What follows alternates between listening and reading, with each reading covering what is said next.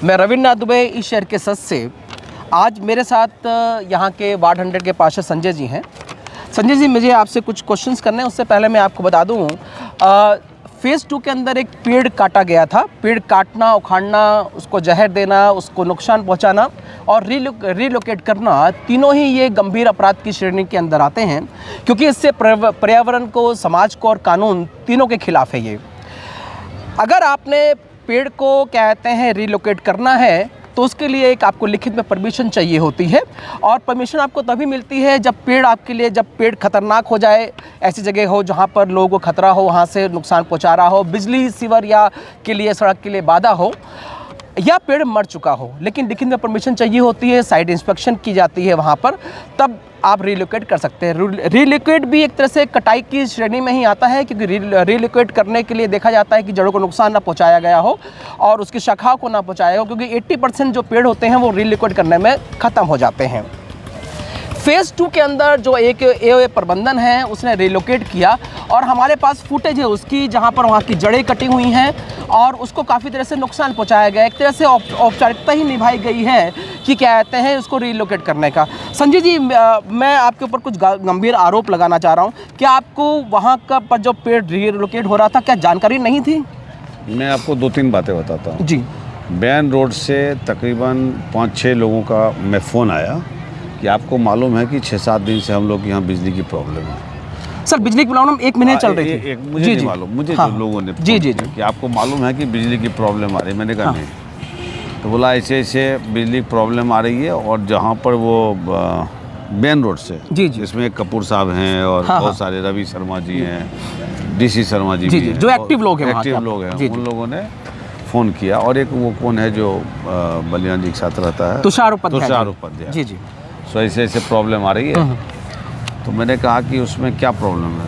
तो बोला कि बिजली का तार जो है मोटा वाला, वो पेड़ के जस्ट नीचे आ रहा है। ठीक है। मैंने कहा कितने दिन हो गए? बोले बहुत दिन हो गए। और हमारा तार जो है रोड पर पड़ा हुआ है।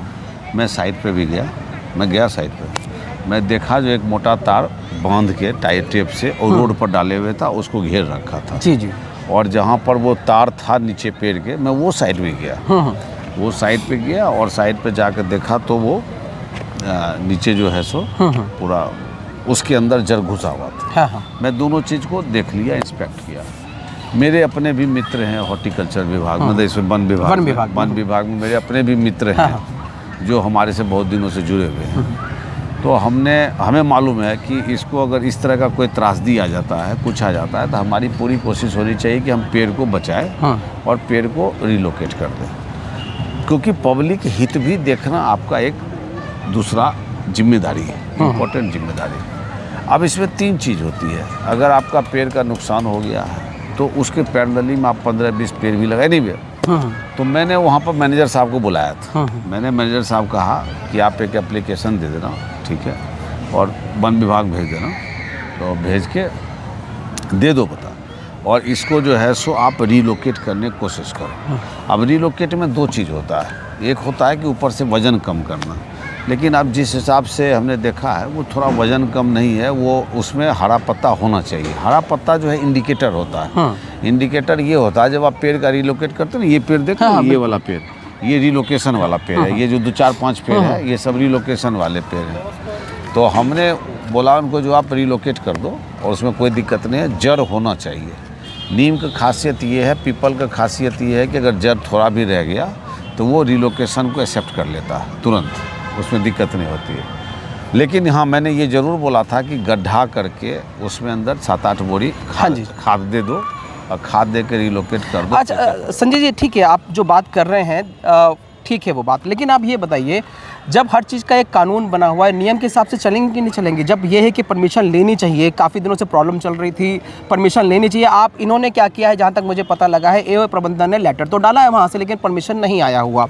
क्या आप ऑथराइज स्पेशलिस्ट हैं कि आप मार्गदर्शन कर सकें, कि बता सकें? क्योंकि जिनको आप बता रहे हैं, आपको पता है सेम वैसे तो करेंगे नहीं, क्योंकि बहुत लापरवाही से, बहुत, मैं आपको बताऊं, मेरे पास फ़ोटो हैं, मैं आपको वो दिखाता हूं, मैं आपको वो फ़ोटो दिखाता हूं जहां पर जड़ों को नुकसान पहुंचाया गया है और एक औपचारिकता की है, वहां पूरा कटा हुआ है। आप वो फ़ोटो देखिए आप।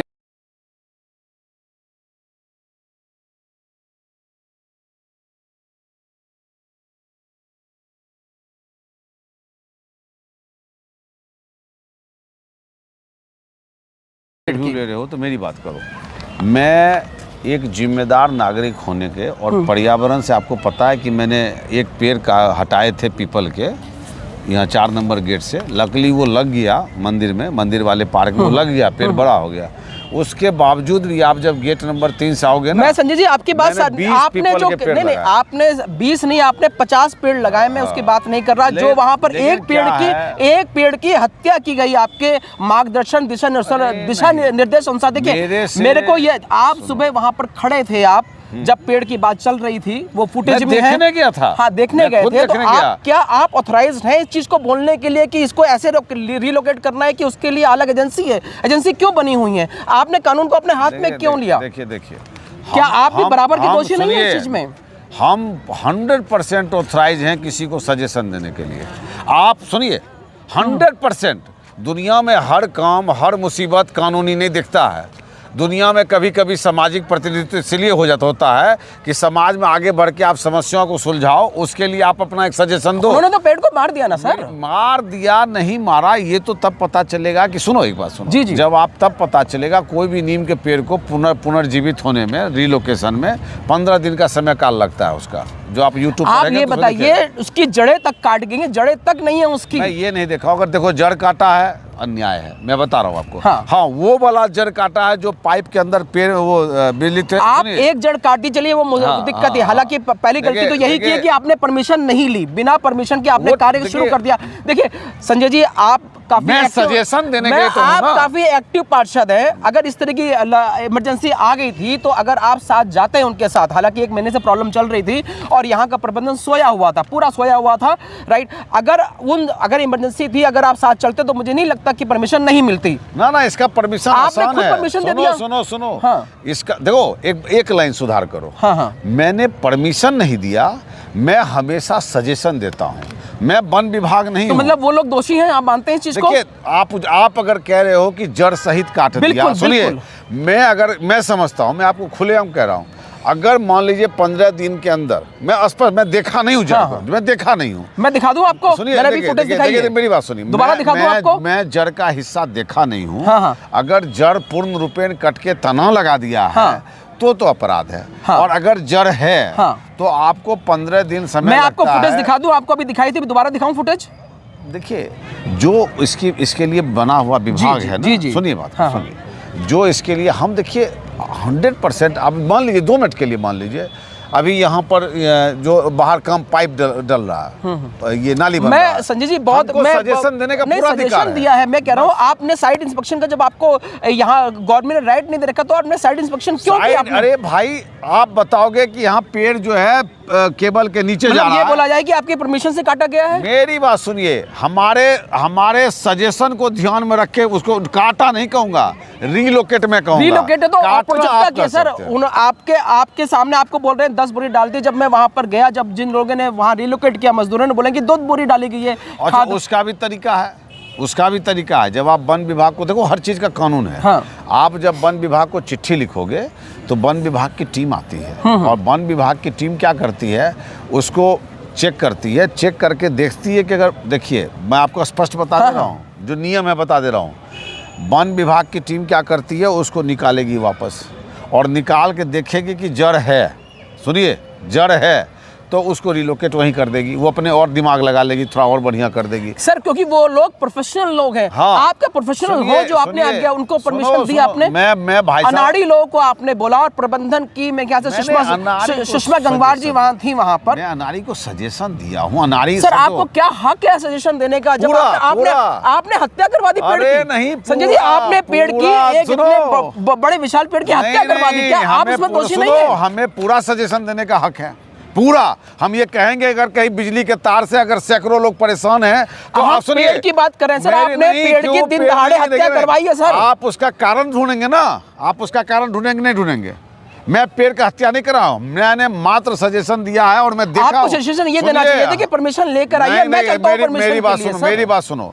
ये हर किसी का जो सिस्टम चला रहा है, जो ये चला रहा है, उसको जानकारी नहीं क्या करना नहीं करना। मतलब आप दोषी मानते हैं प्रबंधन को? आप फेज 2 के प्रबंधन का दोषी मानते हैं सर? जब तक मुझे ये नहीं पता है कि जड़ है कि नहीं है, अगर जड़ है तो दोषी नहीं है, क्योंकि जनहित भी उनका काम है, जनता को भी देखना काम हर है। चीज के लिए परमिशन है ना। नहीं भाई, परमिशन नहीं ली नहीं भाई, अगर कहीं पर कोई आदमी एकदम परेशान है, सुनो, कहीं बिजली के तार सर उनके फट रहे पास हैं। 1 महीने से ये प्रॉब्लम चल रही थी, उनको पता था कि पेड़ है बीच में, तो उनको बहुत पहले से अगर वो लेटर लिख रहे थे और पत्राचार कर रहे थे, वहां से कोई रिस्पांस नहीं आ रहा था, तो आपको लेकर साथ चलते। वो 15 से 30 दिन का टाइम था उनके पास, लेकिन उन्होंने सर लापरवाही की। अगर उन्होंने, मुझे ये नहीं मालूम कि उन्होंने लेटर दिया कि नहीं दिया, अगर उन्होंने वन विभाग को लेटर दिया और वन विभाग से कोई नहीं आया, 48 घंटे के अंदर नहीं पहुंचा, सुनिए बात, अब आप बात सुनिए जी जी, क्योंकि यहाँ जन समस्या भी जुड़ी हुई है। आप खाली पेड़ मत देखिए, उससे जुड़ा हुआ देखिए। अगर 20 साल में कोई एक केस विंडसर नोवा के लिए आया है पेड़ शिफ्टिंग का,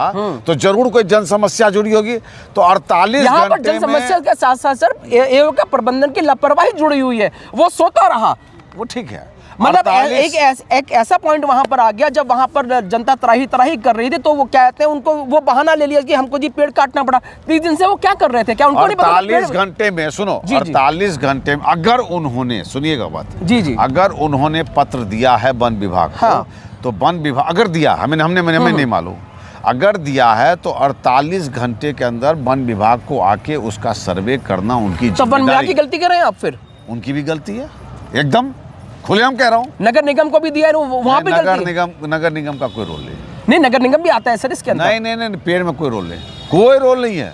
तो आप, कोई रोल नहीं है, मैं आपको खुलेआम बता रहा हूँ, मैं पता है ना कि इसका क्या क्या रोल है, मुझे पता है। ये अगर मान लीजिए पेड़ का उसने एप्लीकेशन दिया है और 48 घंटे के अंदर नगर निगम नहीं पहुंचा है, सॉरी वन विभाग, वन विभाग नहीं पहुंचा, तो मैं समझता हूँ नहीं, आप समझ रहे हैं कि कानून है, ये नियम है।